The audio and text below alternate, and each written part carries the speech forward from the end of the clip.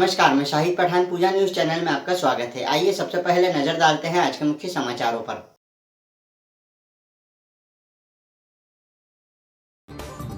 विश्व प्रसिद्ध अष्टमुखी भगवान पशुपतिनाथ महादेव मंदिर का 64वां प्रतिष्ठा महोत्सव धूमधाम से मनाया गया। 51,000 लड्डुओं का भोग लगाते हुए काशी विश्वनाथ की तर्ज पर महाआरती का आयोजन किया गया।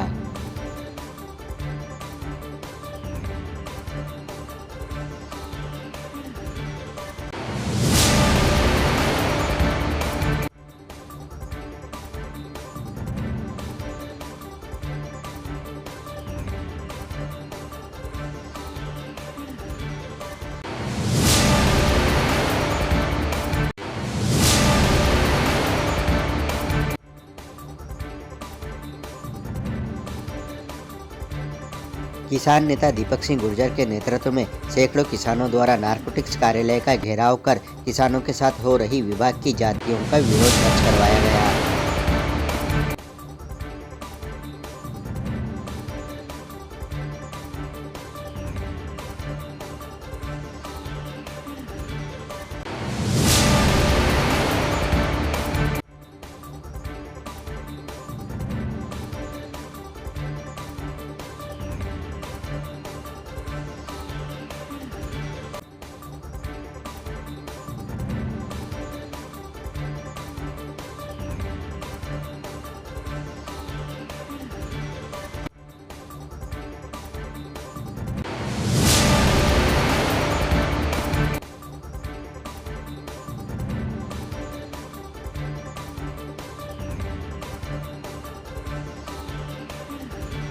भगवान श्री पशुपतिनाथ महादेव मेले में सांस्कृतिक रंगमंच पर प्रतिदिन विविध सांस्कृतिक रंगमंची कार्यक्रम हो रहे हैं। इसी के अंतर्गत नगरपालिका परिषद के द्वारा रंगीलो राजस्थान के अंतर्गत आयोजित कार्यक्रम में राजस्थानी लोक नृत्य व गीत संगीत के कार्यक्रमों की प्रस्तुति हुई, जिसे सभी ने सराहा।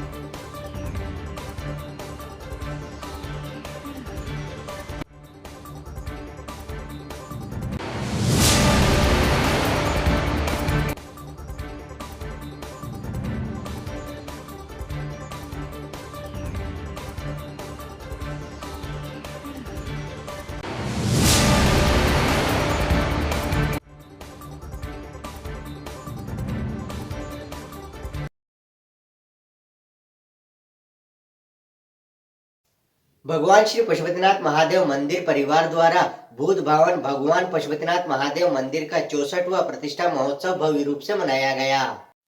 भगवान श्री पशुपतिनाथ मंदिर पुजारी परिवार द्वारा भूत भावन भगवान पशुपतिनाथ महादेव मंदिर का 64वां प्रतिष्ठा महोत्सव भव्य रूप से मनाया गया। उल्लेखनीय है कि मार्गशीर्ष कृष्ण पंचमी को भगवान श्री पशुपतिनाथ की प्रतिमा की प्राण प्रतिष्ठा हुई थी। इसी कारण हर वर्ष इस तिथि पर यह आयोजन पुजारी परिवार द्वारा किया जाता है। पुजारी परिवार के सदस्यों द्वारा बताया गया कि आयोजित प्रतिष्ठा महोत्सव के तहत प्रातः काल से ही विभिन्न धार्मिक आयोजन हुए, जिसमें सर्वप्रथम 51 विद्वान ब्राह्मणों द्वारा महारुद्र अभिषेक किया गया। इसके बाद अष्टमुखी भगवान पशुपतिनाथ महादेव के प्रतिमा और गर्भगृह का विशेष फूलों से नयनाभिराम श्रृंगार किया गया। अष्टमुखी महादेव के इस अलौकिक श्रृंगार के चारों द्वार से भगवान के विभिन्न रूपों में नयनाभिराम श्रृंगार किया गया। शाम को बाबा पशुपतिनाथ को 51,000 लड्डुओं का भोग लगाया गया। काशी विश्वनाथ की तर्ज पर बाबा पशुपतिनाथ की महाआरती की गई। इस दौरान बाहर से आए विशेष कलाकारों द्वारा बैंड और नासिक अहमदाबाद के ढोल की प्रस्तुति दी गई। इसके साथ ही आकर्षक आतिशबाजी भी की गई। महाआरती के बाद भक्तों को लड्डुओं का प्रसाद वितरित किया गया।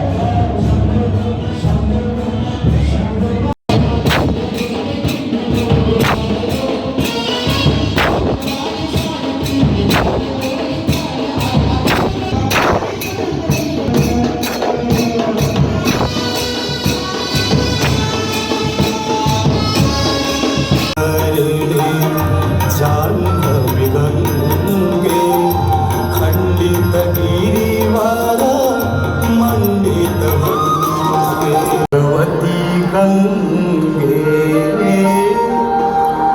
देवीश्वरे गंगे देवीश्वरे ईश्वरे भगवती गंगे इमं हि नित्यमेव मुक्तमुक्तमुक्तमुक्तदं पदं स्मरन्तु वन्नर विशुद्धिमेति सन्ततं हे गुरौ भक्तिमासु यातनाथनागति विमोहनं विधेयं सुशङ्करस्य चिन्तनं विमोहनं विधेयं सुशङ्करस्य चिन्तनं विमोहनं विधेयं सुशङ्करस्य चिन्तनं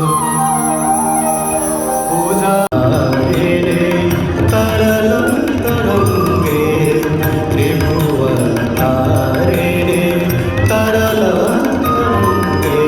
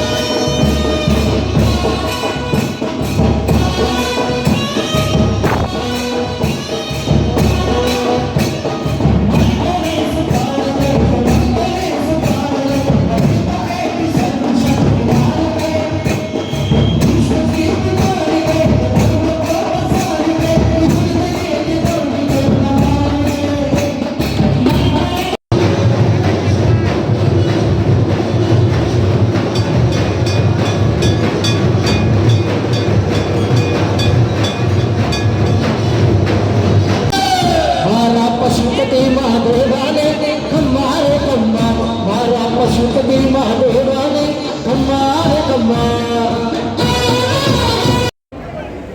आयोजन किए गए किस प्रकार से किए गए और क्या उद्देश्य था? 64वां पशुपतिनाथ का भव्य प्राण प्रतिष्ठा महोत्सव आज पुजारी परिवार द्वारा परंपरानुसार किया गया, जिसमें प्रातः भगवान पशुपतिनाथ का 51 ब्राह्मण द्वारा अभिषेक किया गया। तत्पश्चात भगवान का नयनाभिराम श्रृंगार भांग मावे और सूखे मेवे के साथ भगवान का नयनाभिराम श्रृंगार किया गया। तत्पश्चात 51,000 लड्डुओं का भोग लगाया गया और साथ ही सायकाल भगवान पशुपतिनाथ की गंगा आरती की तर्ज पर भगवान की आरती की गई और आतिशबाजी और बैंड की प्रस्तुति के साथ यहाँ पर भगवान महादेव की आरती की गई और विशेष तौर की धार्मिक आयोजन या संपन्न किए गए। दिन में प्रसादी भगवान पशुपतिनाथ को भोग लगाकर साथ ही प्रसादी का वितरण भी साथ साथ में किया गया।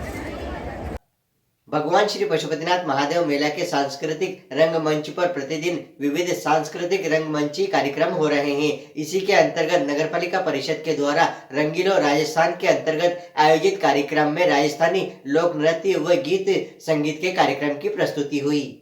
भगवान श्री पशुपतिनाथ महादेव मेला के सांस्कृतिक रंगमंच पर प्रतिदिन विविध सांस्कृतिक रंगमंची कार्यक्रम हो रहे हैं। इसी के अंतर्गत नगरपालिका परिषद के द्वारा रंगीलो राजस्थान के अंतर्गत आयोजित कार्यक्रम में राजस्थानी लोक नृत्य व गीत संगीत के कार्यक्रम की प्रस्तुति हुई, जिसे सभी ने सराहा। नवीन अलबेला भजन गायक ने एक से बढ़कर एक भजनों की प्रस्तुति देकर समा बांध दिया। उन्होंने राजस्थानी गीतों की ऐसी झड़ी लगाई कि वहां मौजूद श्रोता उससे प्रभावित हुए बिना नहीं रह सके। रंगीलो राजस्थान कार्यक्रम के अंतर्गत प्रस्तुति देने आई रानी सी डांस ग्रुप ने अजब है तेरी माया गीत के कार्यक्रम की शुरुआत की। इस ग्रुप के द्वारा केसरिया बालम गीत पर भी खूब जमकर नृत्य किया गया। रानी सी ग्रुप के द्वारा पल्लो लटके मारो पल्लो लटके गीत पर भी मनमोहक नृत्य की प्रस्तुति दी गई। एम के ग्रुप के साथी कलाकारों ने अपने वाद्य यंत्रों के माध्यम से मंच पर आए कलाकारों का जमकर साथ दिया और एक के बाद एक हुई प्रस्तुतियों ने समा बांध दिया। सोनू सोलंकी भिलवाड़ा की कलाकार के द्वारा भवाई नृत्य एवं टीम नृत्य की प्रस्तुति भी दी गई। रानी सी के द्वारा परंपरागत मयूर नृत्य, चरखी नृत्य व चरती नृत्य की प्रस्तुति भी दी गई, जिसे सभी ने सराहा।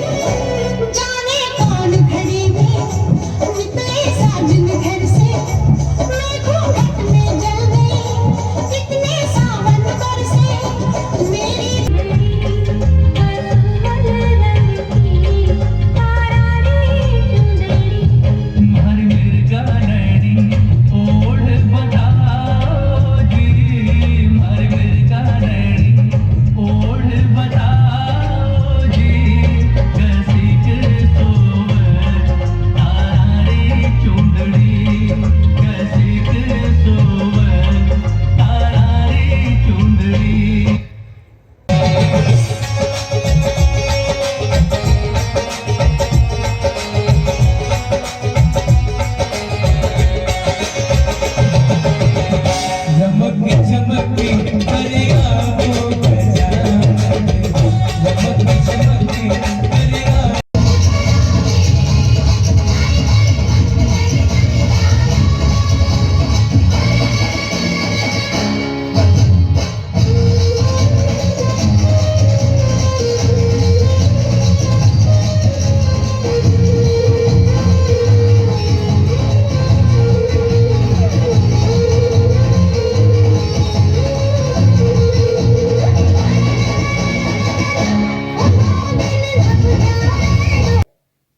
किसान नेता दीपक सिंह गुर्जर के नेतृत्व में सैकड़ों किसानों द्वारा नारकोटिक्स कार्यालय का घेराव कर किसानों के साथ हो रही विवाद की जातियों का विरोध दर्ज करवाया गया।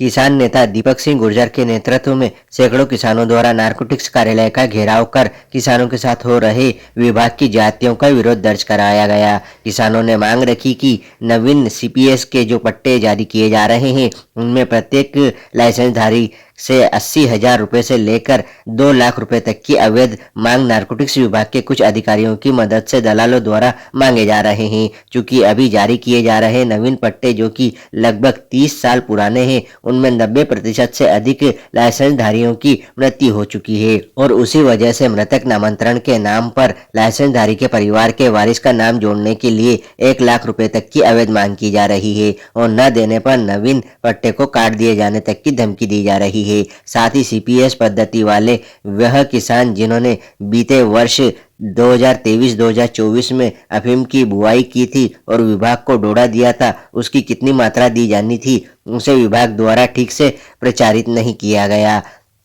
अब जाकर साल भर बाद विभाग द्वारा बताया गया कि किसानों को उन्हें 67.50 किलो डोडा दिया जाना चाहिए था, जिससे 2,500 किसानों के पट्टे रोक दिए गए, जो कि सरासर गलत है। विभाग को उन रोके गए पट्टों को तुरंत जारी करना चाहिए। सीपीएस वाले उत्पादक किसान से जब शासन डोडा लेता है तो उसका शासकीय मूल्य 200 रुपए किलो और अफीम को मार्फिन के आधार पर 1,800 रुपए किलो के मान से लेता है, जबकि वही डोडा जब कहीं अवैध परिवहन या तस्करी में बरामद होता है तब उसका अंतर्राष्ट्रीय मूल्य 1 लाख रुपए किलो बताया जाता है और अफीम की तस्करी में जब्त हुई अफीम की अंतर्राष्ट्रीय मूल्य 3 लाख से लेकर 5 लाख रुपए तक की कीमत के बताए जाते हैं। ऐसे में विभाग को डोडा चूरा और अफीम के दामों की पुनः समीक्षा करनी चाहिए और 200 रुपए किलो से बढ़ाकर 2,000 रुपए किलो और अफीम के शासकीय दाम 1,800 रुपए किलो से बढ़ाकर 10,000 रुपए किलो किया जाना चाहिए। इससे न सिर्फ किसानों को लाभ होगा अपितु तस्करी और अवैध परिवहन भी समाप्त होने की संभावना बढ़ेगी।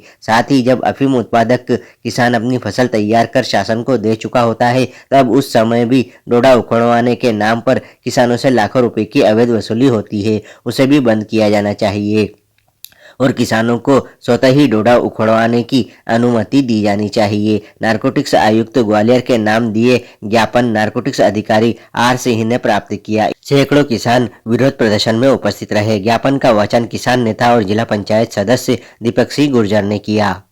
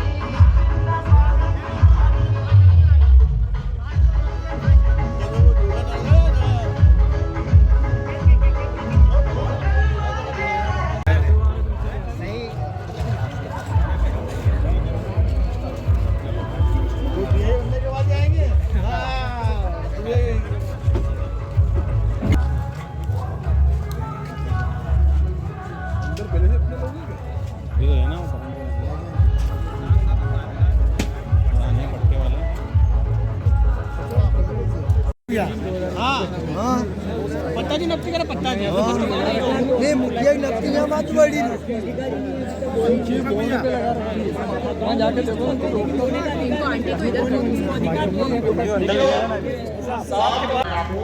ये अभी 10 मिनट के अंदर उपायुक्त महोदय को भेज